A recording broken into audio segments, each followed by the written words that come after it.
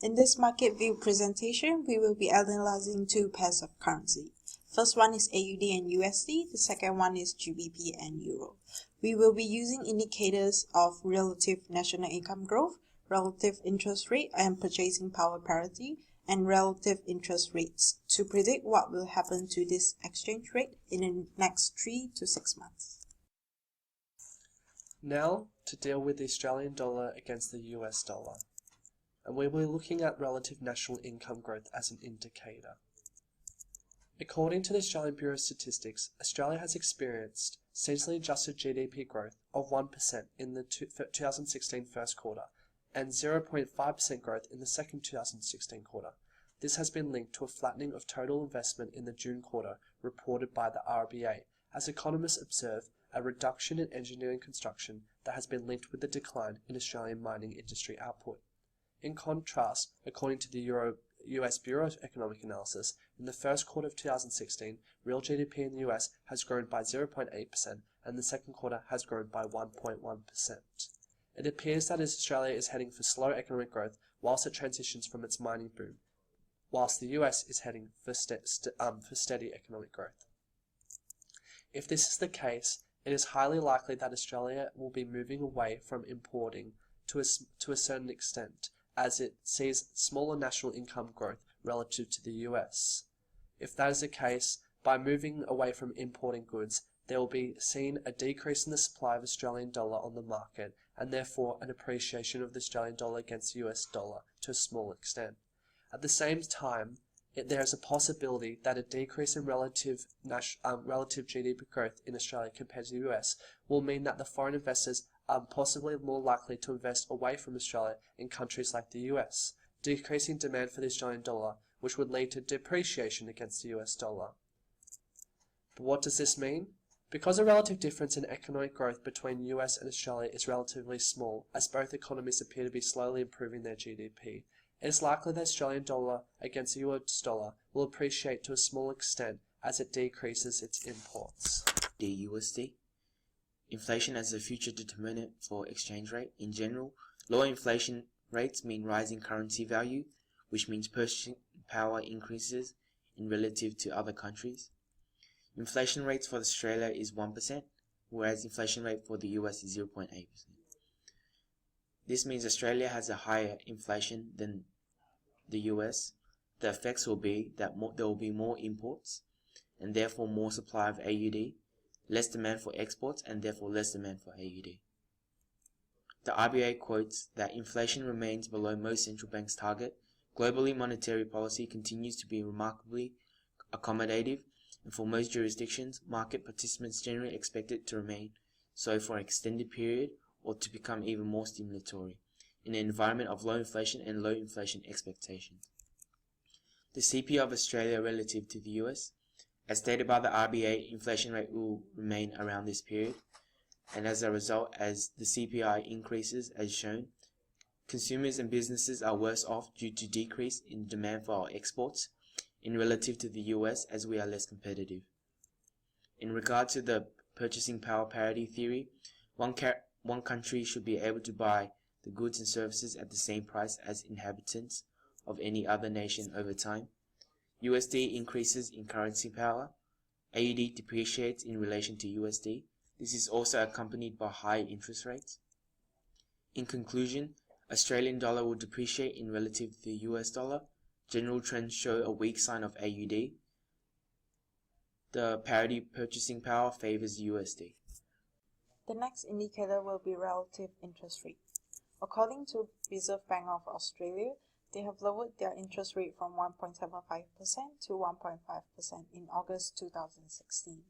RBA is likely to leave interest rate at the same at 1.5% in quarter 3. As for USA, according to Federal Reserve, they have increased the interest rate from 0.25% to 0.5% in December 2015. The interest rate of US is likely to increase to 0.75% in quarter 3. At a Federal Annual Monetary Policy Conference, Federal Chair Janet Yellen said she believed that the case for an increase in federal funds rate has strengthened in recent months. When US interest rate predict to increase to 0.75%, the demand of Aussie dollar would decrease in a small amount. Although the benefit of investment or saving in US is still lower than Australia, people are expecting interest rate would increase in US. This would represent by a D2 in the graph. As for investors in Australia and businesses, they would be likely to keep investment in Australia because there is a higher rate than US. As fewer Australian dollar being invested overseas, there would be a reduction in supply of Aussie dollar in the forex market, which is represented in S2 in the graph. This means that Australian dollar would appreciate against US dollar, but in a small amount. Now to the British pound against the euro. According to the British Office of National Statistics, Britain over the past year has experienced relatively stable growth over the past 2 years. However, with the decision by Britain to exit the European Union, experts are saying that the political and economic uncertainty surrounding this issue is likely to lead to low economic growth as low as 0.1%. This compares with the European Central Bank that forecasts that Europe will see 1.7% GDP growth in the third quarter compared with 1.8% GDP growth in quarter 2. It appears that Britain will experience a rate of growth that will decrease substantially compared with the European Union in the next 3 months. This indicates two things: that either the Great British Pound will appreciate due to decrease in the pound being available in the exchange market as it withdraws from importing goods. However, it also could mean that the British pound will depreciate as foreign investors withdraw from Britain and instead invest their funds in countries that are experiencing higher economic growth. But what does this mean? Because it's forecasted by experts that Great Britain is going to see a significant reduction in GDP growth relative to the European Union, and it will be predicted that the Great British Pound will depreciate against the euro significantly. Relative inflation rates, GBP to euro. Inflation rate for the UK is 0.6, whereas Euro Union's inflation rate is 0.2. Inflation rate of the UK is greater than the European Union. This means a decrease in demand for exports as UK prices become less competitive. This means less demand for GBP, and demand curve will shift to the left. An increase in demand for imports as it's cheaper on the UK domestic market. This will lead to an increase in supply of GBP, and the supply curve will shift to the right. Brexit is when the United Kingdom decided to withdraw from the European Union. This caused political and economic changes. Result of Brexit, pound depreciated in relative to the euro. If the pound continued to weaken, the UK Central Bank and the Bank of England may be forced to intervene. They will either have to shore up the currency by purchasing more pounds with other currencies or raise interest rates. Some analysts have warned that the exit could cause mass job cuts and a significant drop in foreign investments. PPP relative to the GBP. The euro will increase in currency power and the GBP will depreciate in relation to the euro. This can be also accompanied by high interest rates. In conclusion, the GBP depreciates relative to the euro. Brexit played a huge part in depreciation of the Great British Pound, and the purchasing power parity favors the euro. The next indicator will be relative interest rate.